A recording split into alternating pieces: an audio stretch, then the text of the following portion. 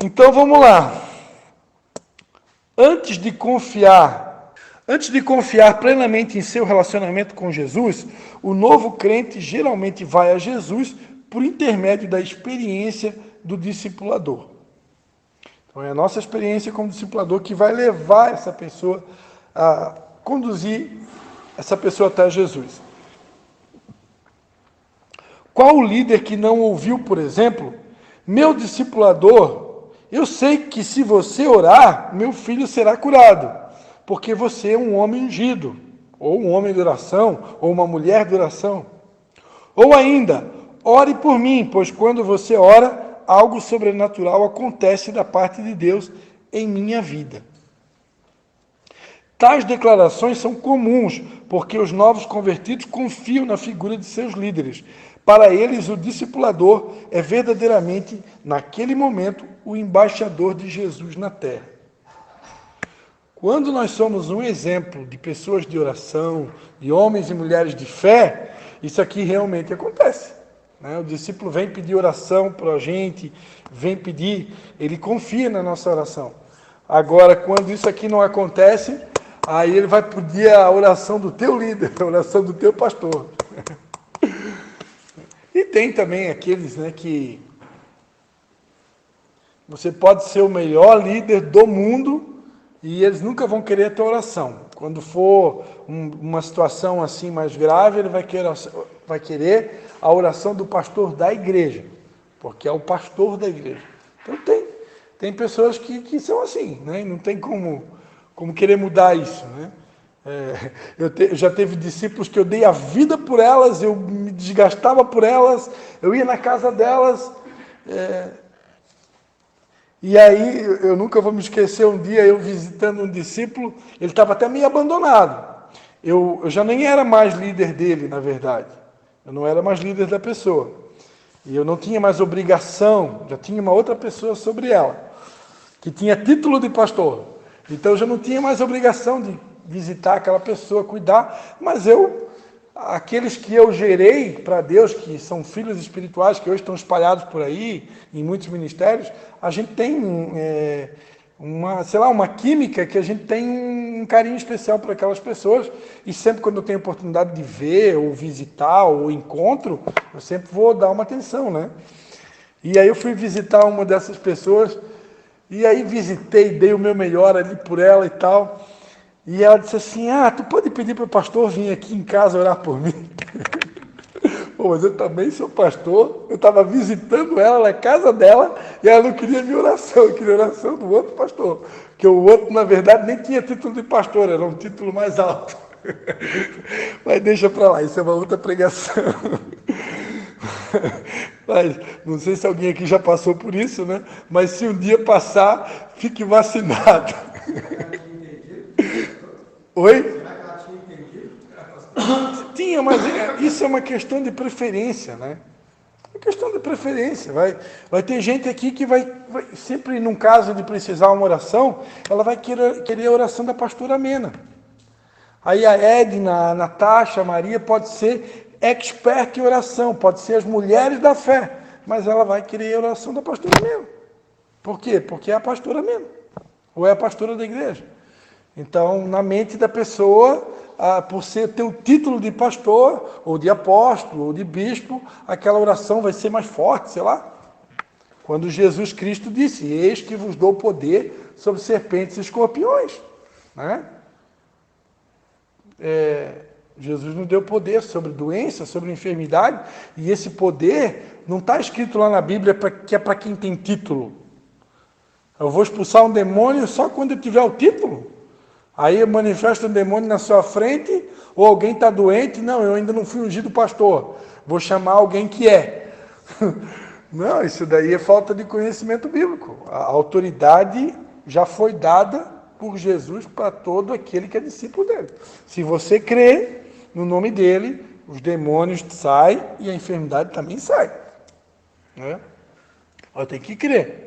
Independente de título. Só que muitas pessoas ainda hoje, infelizmente, acham que o título dá mais poder a uma pessoa. E não é o título que dá poder a uma pessoa.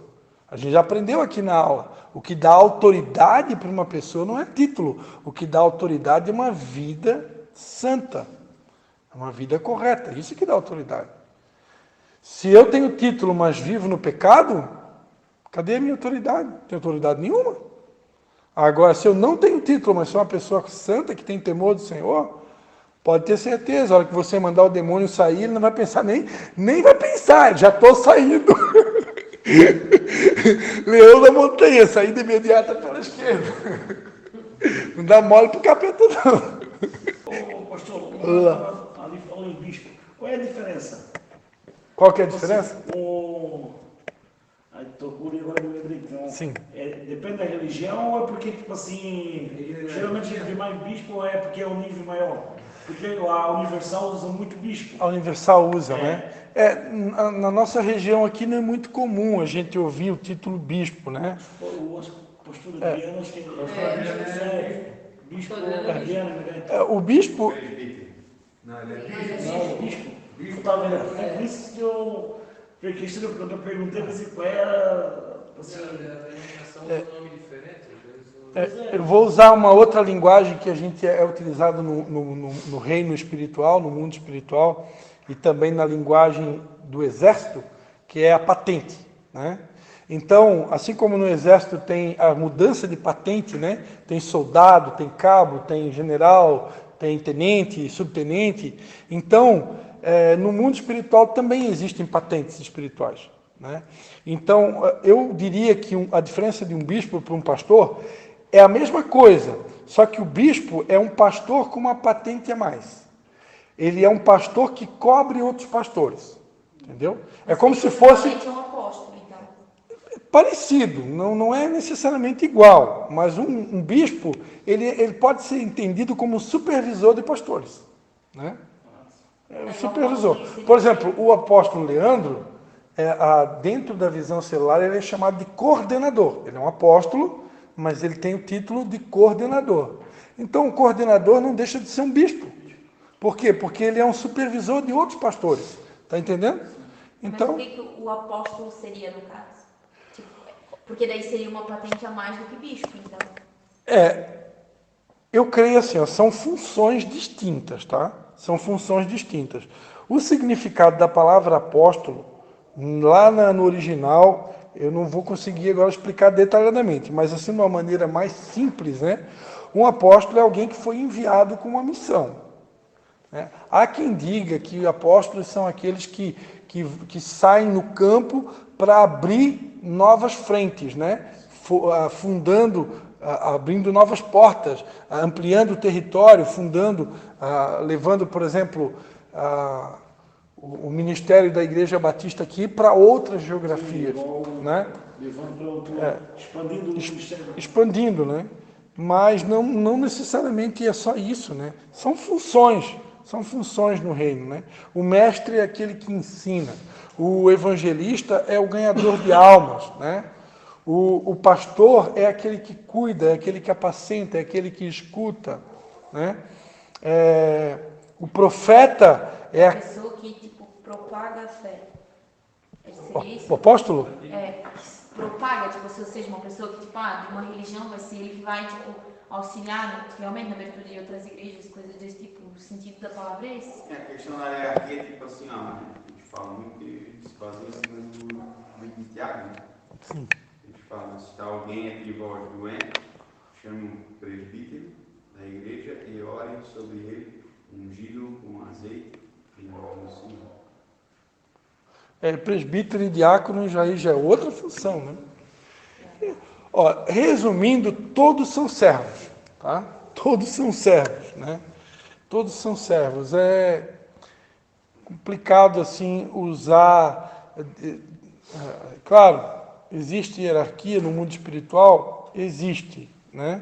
Mas a palavra de Deus diz o seguinte, olha só o que diz aqui em Efésios, só para encerrar essa parte, né? Efésios capítulo 5, versículo do 20 ao 21. Efésios 5, do 20 ao 21, vai dizer assim, ó, dando sempre graças a Deus por tudo, dando sempre graças por tudo ao nosso Deus, em nome de nosso Senhor Jesus Cristo, sujeitando-vos uns aos outros no temor de Cristo. Então, o que a palavra está dizendo aqui? Sujeitando-vos uns aos outros. O fato de alguém ter um título, seja de apóstolo, pastor, profeta, mestre, isso não quer dizer que ela não precise se sujeitar a mais ninguém. Porque se Deus quiser usar o Leandro aqui, quiser usar o Victor, quiser usar o Elton para falar comigo aqui, eu preciso me sujeitar também. Ah, mas tu é o pastor Cristo, tá, e daí? Também sou filho de Deus, também sou servo. No reino de Deus a gente é uma família, onde nós edificamos uns aos outros, nós somos servos uns dos outros. Então, eu tenho que me sujeitar um ao outro. Tem hora que Deus, agora eu estou com a palavra, mas tem hora que eu vou sentar ali. Eu já fui lá na célula do Vitor, lá umas 2, 3 vezes, lá que eu sentei na cadeira só para ouvir. E com certeza vai ter muitas outras vezes como essa. Porque até, diga-se de passagem, uma coisa que eu aprendi, quem não ouve, quem não aceita ser discipulado, não pode estar aqui na frente ensinando para os outros. Só pode estar aqui ensinando quem também senta para ouvir. Né? Então eu tenho que sentar para ouvir, tem hora que eu vou sentar para ouvir, tem hora que eu vou falar. E assim. Agora, claro, a Bíblia fala que a igreja ela é edificada no fundamento dos apóstolos e profetas. Está na Bíblia. Então, biblicamente, profeta e apóstolo são funções de destaque no reino de Deus. A obra é edificada no fundamento que eles colocam. Então, tem gente que não acredita que tenha profetas e apóstolos nos dias de hoje, mas tem. Tem, e tem mesmo. Eu sou profeta, o profeta. Né? E líder apostólico. Isso eu aprendi na escola apostólica que eu fiz. Então, eu me considero, também posso me considerar um líder apostólico. Mas isso é uma outra pregação, deixa para outro dia. Mas, então, no reino de Deus, a fé ela é edificada através do fundamento dos apóstolos e profetas.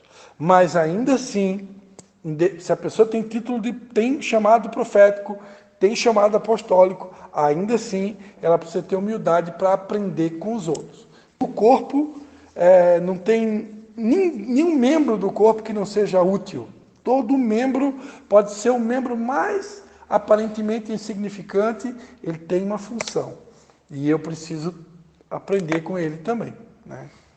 E é incrível, porque a Bíblia diz que Deus escolhe as coisas loucas desse mundo para confundir as sábias, né?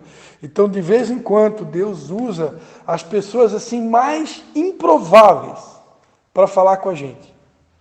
Outro dia eu estava num lugar público, né? E Deus usou uma pessoa assim para falar comigo e que assim, a gente fica de boca aberta, porque Deus usa quem Ele quer. Entendeu? Não tem esse negócio de título, ele usa quem ele quer. Se ele quiser falar com a gente. Mas claro, para encerrar, quando uma pessoa alcançou esse título de apóstolo, por exemplo, com certeza, se ela chegou lá, se ela alcançou essa patente, com certeza houve toda uma caminhada para isso acontecer. Né? Claro que tem os falsos também, né? Eu estou falando de um apóstolo verdadeiro. Então, a gente tem que ter realmente um respeito, uma consideração diferente. Isso é honra. Né? O que é honra? Honrar é distinguir. Eu não posso colocar um apóstolo, um profeta, um pastor na mesma balança, assim no sentido de prestar atenção, de honrar, de respeitar, do que uma pessoa comum. Ela tem que ser honrada. A Bíblia diz, por exemplo, que os que trabalham no ensino são dignos de duplicada honra, né? Ou até mesmo, dependendo da versão bíblica, fala que é duplicados os honorários. Então, Deus pede que essas pessoas sejam reconhecidas. Então, ok? Mas ainda assim, ninguém tem o direito de pedir para beijar o anel, ou coisa desse tipo, tá bom? Ok? Com alguma dúvida sobre isso? Tem uma outra explicação sobre a palavra apóstolo, que eu não vou saber falar agora no detalhe, por isso que eu não quis. Mas tem uma outra explicação que é bem bacana, tá? Eu vou ver se eu consigo trazer para vocês numa outra aula. A origem da palavra apóstolo, essa explicação é bem interessante. Eu vou ver se eu consigo para a próxima aula, aí eu trago para vocês, tá? Mas, resumidamente, é enviado com uma missão.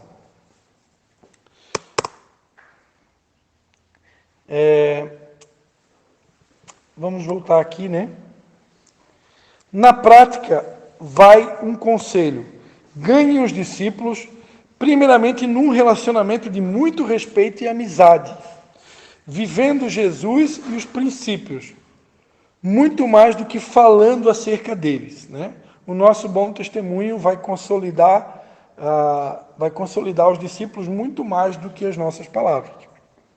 Assim será criado o vínculo de confiabilidade entre discípulo e discipulador. Criem alternativas para estar junto a eles, a fim de conhecê-los e se fazer conhecido. Evangelho de João, capítulo 4, versículo 26, diz assim: aqui Jesus disse-me, eu sou eu que falo contigo.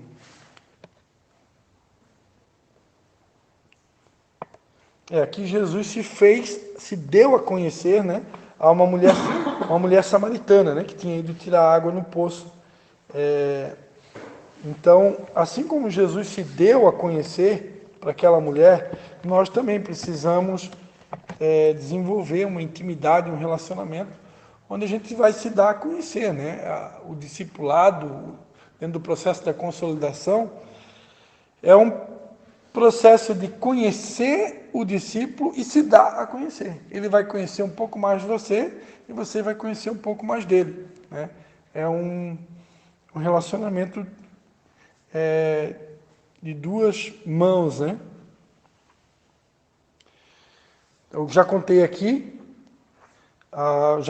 o exemplo que eu tinha um discípulo que era caminhoneiro, para poder consolidar, discipular ele, me oferecia um dia para andar de caminhão com ele, né? Sair de manhã cedinho, era daquele caminhão que vai no dia e volta no mesmo, né? Melhor, né? Porque tem aquele que sai na segunda e volta só no sábado, né? Mas aí eu passei um dia com ele, né? Hoje eu tô discipulando uma nova geração, né? Tenho o namorado da minha esposa, né? Que perdão. Desculpa. Namorado da minha esposa sou eu. Fica tranquilo, namorado da minha esposa sou eu. Namorado da minha filha.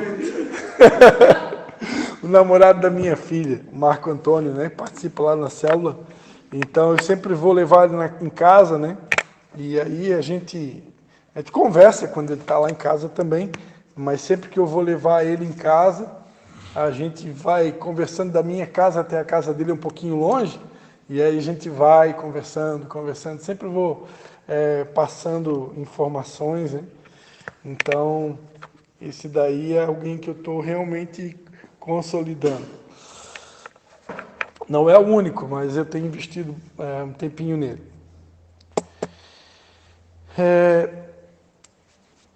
Para isso, no entanto, você precisa ser irrepreensível, a fim de que seus discípulos possam ver em vocês um bom referencial. Acima de tudo, tenha uma atitude de plena transparência. Fazendo assim, você poderá dizer, como Paulo disse, sejam meus imitadores, assim como eu sou de Cristo. Então é importante esse processo de transparência, né? Tem uma passagem na Bíblia que eu acho fantástico, quando Labão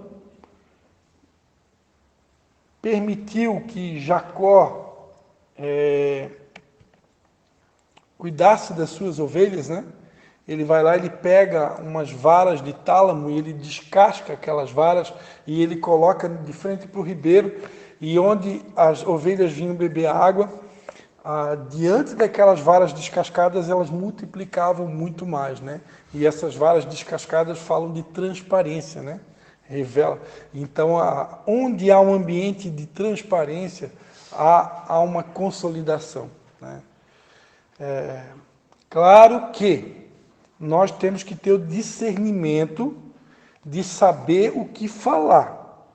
Porque o fato de eu ser transparente não quer dizer que eu tenho que sair por aí falando tudo. Porque às vezes tem coisas que não é o momento certo de falar. Eu tenho que ter esse discernimento. Tem coisas que às vezes o discípulo ainda não está na hora, ele está muito verde ainda, não tem estrutura para ouvir algumas informações, né? Então eu tenho que ter esse tato, essa sensibilidade de entender o que falar e quando falar. Mas, claro, a nossa vida tem que ser um livro aberto, não posso ficar guardando segredos, né? Principalmente se for coisas ocultas, né? Agora, tem coisas que é só uma questão de sabedoria espiritual. O discípulo não é a hora de ouvir sobre alguns assuntos. Isso é tão bíblico que eu estou falando, que tem uma passagem que Jesus Cristo vai dizer o seguinte: eu teria algumas coisas a mais para vos dizer, mas vocês ainda não estão prontos. Acho que no Evangelho de João tem um versículo que fala exatamente isso. Jesus disse, olha, eu teria algumas coisas mais para falar, mas vocês ainda não estão prontos. Então eu tenho que ter essa sensibilidade. A Bíblia diz que há um tempo determinado para todas as coisas, e como maçãs de ouro em salvas de prata são as palavras ditas a seu tempo. Então, se eu tenho sabedoria espiritual, eu vou saber discernir, através da oração, a hora certa de falar cada coisa. É que nem você está construindo uma casa, você não vai botar o telhado em cima da viga. Entendeu? Não tem como. Primeiro você vai terminar, vai levantar as colunas, vai fazer a laje. Depois de fazer a laje, vai botar a caixa d'água lá em cima. Aí vai botar a estrutura de madeira lá, como é que chama? Os caibros. Aí depois que vem a telha. Como é que eu vou botar a telha se nem levantei, nem fiz a laje ainda? Está dando para entender? Então, às vezes, tem informações que o cara está lá no fundamento, eu não vou passar, ele vai ficar confuso, não é a hora ainda. Né? Vai dar um nó na cabeça dele. Então, ou não vai ter maturidade para ouvir, dependendo do conteúdo. Então, tem que esperar a hora certa. Notamos, lembrando aqui novamente, né, que o que mais consolida é o nosso bom testemunho, né? Ser de meus imitadores, assim como eu sou de Cristo. São Paulo, ele usou essa frase, né? Sejam meus imitadores como eu sou de Cristo. Para Paulo poder dizer, olha, me imitem, é porque ele imitava Jesus. Então Deus espera o mesmo de nós, que nós sejamos capazes de imitar Jesus, ao ponto da gente poder chegar para um discípulo, pode me imitar, tranquilo, porque eu estou me esforçando para imitar Jesus. Ok? Notamos que a consolidação no dia a dia é muito mais eficaz do que qualquer outra estratégia nessa direção. Precisamos ter cuidado para não impor uma condição de muita formalidade a um relacionamento que deve ter plena abertura para o diálogo. Sem a convivência cotidiana.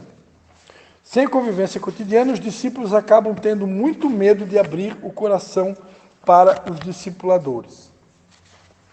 E se não tiver intimidade, se não tiver um relacionamento, se não tiver um acompanhamento, uma amizade entre o discípulo e o discipulador, vai se tornar mais difícil ele poder abrir o coração com você, né?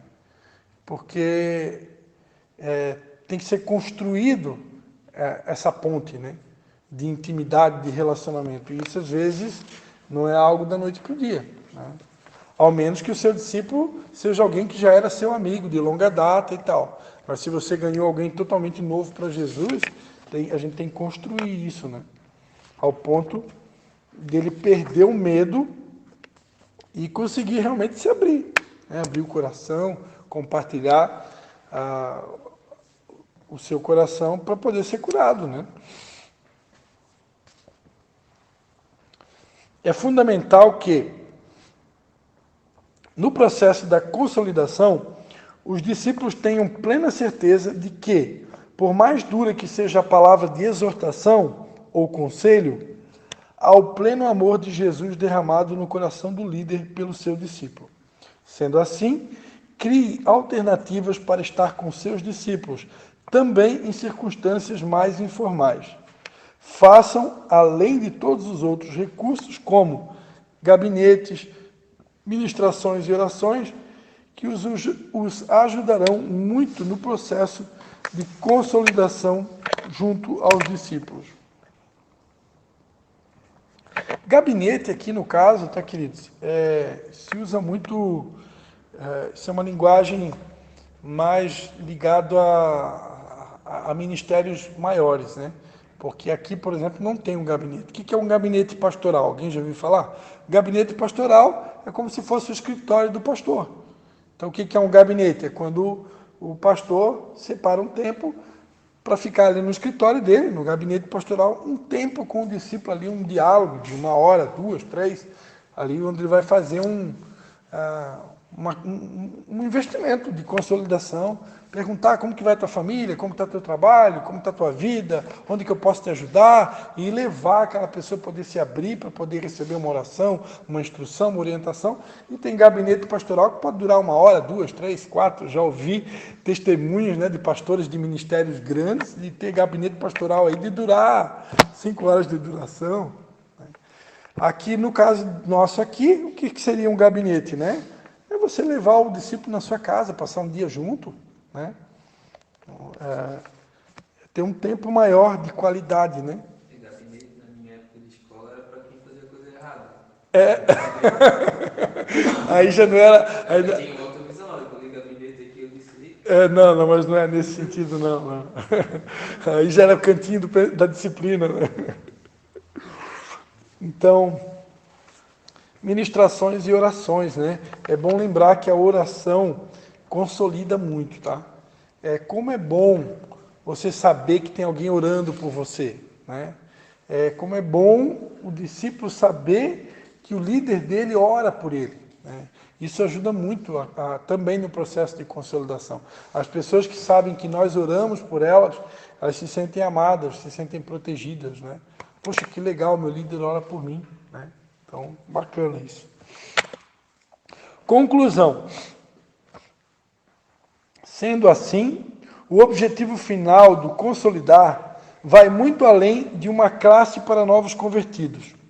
É cuidar, ensinar e auxiliar aqueles que começam hoje a maravilhosa caminhada rumo ao trono. Sabendo que eles ainda não têm a maturidade e o discernimento para interpretar algumas questões. É dever do discipulador suportar as fraquezas dos discípulos, conforme Romanos capítulo 15, versículo 1. Então, vou repetir. É dever do discipulador suportar as fraquezas dos discípulos, né? A Bíblia diz que os que são mais fortes devem suportar a fraqueza daqueles que são mais vulneráveis, né? Então, na verdade, nós temos que servir de suporte para todos, né? Mas principalmente para aqueles que estão numa qualidade, ou às vezes abaixo de nós, né? No sentido de maturidade e de força, fortalecimento espiritual. Como um irmão mais velho ensina ao mais novo, é mister do consolidador consolar o novo convertido, torná-lo sólido, estável e firme na palavra do Senhor, dando a ele subsídios para uma vida cristã genuína e ensinando-os as qualidades para um líder modelo. Amém? Amém. Então é isso, né? Consolidação está ligada a um processo de construção, né? Quanto mais tempo eu passar com o discípulo, quanto mais ensino eu transmitir, quanto mais conhecimento, quanto mais experiência eu puder compartilhar, mais rápido aquela pessoa vai crescer, mas tudo tem um tempo, né? O processo de consolidação, ele varia de pessoa para pessoa. Alguns vão consolidar mais cedo, outros vão demorar um pouco mais, mas Deus está contando com a gente nesse processo. Não é simplesmente ganhar uma alma e abandonar ela, né? Eu preciso ajudar ela a ficar firme. Isso é o consolidar. Ok?